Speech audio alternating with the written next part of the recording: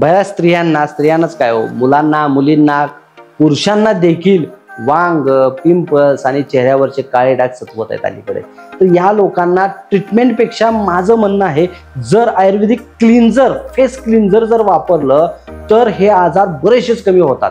बाहेरच्या उन्हामुळे, अल्ट्रारेजमुळे, बाहेरच्या बॅक्टेरियामुळे चेहऱ्यावरती एक प्रकारचं इन्फेक्शन होतं आणि मग हे आजार जे काही पिंपल्स असतील, वांग असेल किंवा इतर काळे डागाचे काही जे आजार आहेत हे तुम्हाला वाढलेले दिसू शकतात. तर मी आज तुम्हाला सांगणार आहे आयुर्वेदिक असं क्लिन्झर की जे इतकं स्वस्त आहे की तुमच्या आजूबाजूला हे सर्व अवेलेबल आहे, तेही फुकट स्वरूपात. तुम्ही फक्त एकत्र करायचं आणि तुमचा चेहरा धुवायचा आणि तो जादू बघायचे.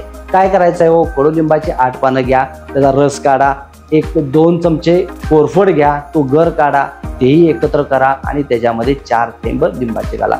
सगळं मिश्रण मिक्सरमधनं काढा, दगडी खलबत्त्यात चांगलं घोटून घ्या, अन्यथा कपडामध्ये चांगलं एकजीव करून मिश्रण काढून घ्या. चेहरा चांगला स्वच्छ त्याने धुवा आणि धुतल्यानंतर चेहरा वॉश कशाने करायचं तर तुरटीच्या पाण्याने.